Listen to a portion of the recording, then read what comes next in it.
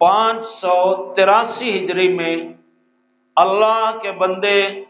اور حضور کی امت کے شیر حضرت سلطان صلاح الدین ایوبی نے 27 رجب جمعۃ المبارک 583 ہجری میں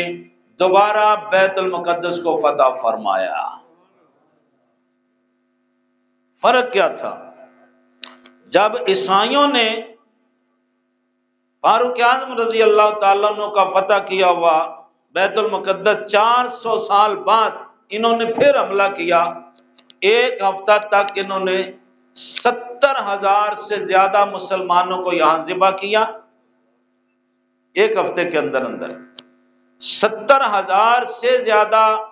حضرات و خواتین کو ذبح کر دیا، کچھ کو غلام بنا لیا، مسجد اقصیٰ کی تمام قیمتی چیزوں کو لوٹ لیا، بیچ دیا، دنیا کے چند ٹکوں کے بدلے میں اللہ کے اس گھر کی توہین کر ڈالی، اور تقریباً 92 سال تک یہی کچھ کرتے رہے، یہاں تک کہ اللہ تعالیٰ نے سلطان صلاح الدین ایوبی کو مجاہد بنا کر بھیجا، اور سلطان صلاح الدین ایوبی نے پھر اس بیت المقدس پر اللہ تبارک و تعالیٰ کی توحید کا نعرہ بلند فرمایا۔ لیکن ایوبی نے ایسا نہیں کیا۔ جب اس نے محاصرہ کیا اور اس نے شہر کو ہر طرف سے اپنے قبضے میں لے لیا، تو اس وقت پھر جو عیسائی تھے وہاں، پادری وغیرہ، حکمران، سیاسی، مذہبی، سارے وہ امان طلب کرنے کے لیے آئے کہ ہمیں امان دے دیں۔ تو ایوبی نے کہا نہیں، اب تمہیں امان نہیں دی جائے گی، تم نے ہمارے ساتھ جنگ کی ہے، پہلے تم مان جاتے تو پھر میں تمہیں امان دیتا، اب میں تمہیں تباہ کروں گا۔ انہوں نے پھر آگے سے یہ کہا کہ ٹھیک ہے، اگر آپ ہمیں امان نہیں دیتے تو پھر ہم ایسا کرتے ہیں، اندر اتنی تعداد ہے عیسائیوں کی کہ اللہ کے سوا اس تعداد کو کوئی نہیں جانتا، آپ کے وہم و گمان سے بھی زیادہ تعداد ہے، ہم اپنے بچوں اور عورتوں اور بوڑھوں کو اپنے ہاتھوں سے قتل کر دیتے ہیں، اپنے جانوروں کو ذبح کر دیتے ہیں، اور جتنی اندر املاک ہیں ان کو اپنے ہاتھوں سے ہم تباہ کر دیتے ہیں۔ 5,000 مسلمان فوجی ہمارے قیدی ہیں، ان کو ہم ذبح کر دیتے ہیں، باقی جو جوان فوج بچے گی وہ تمہارا مقابلہ کرے گی، پھر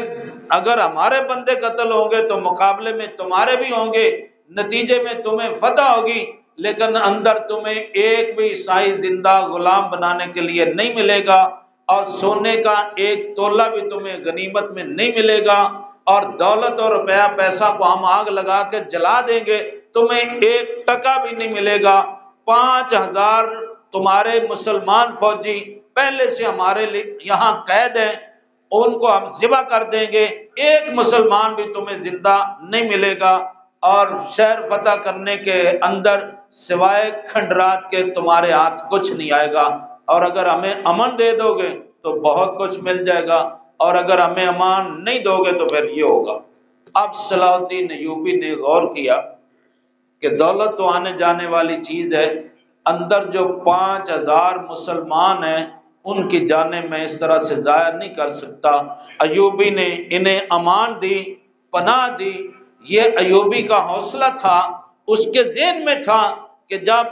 90 سال پہلے انہوں نے بیت المقدس کو فتح کیا تھا، انہوں نے یہاں درندگی کی تھی، اگر میں بھی آج وہی کروں گا تو پھر عیسائی میں اور مصطفیٰ کے غلام میں فرق کیا رہے گا؟ اللہ اللہ اللہ، سبحان اللہ۔ تو اس طرح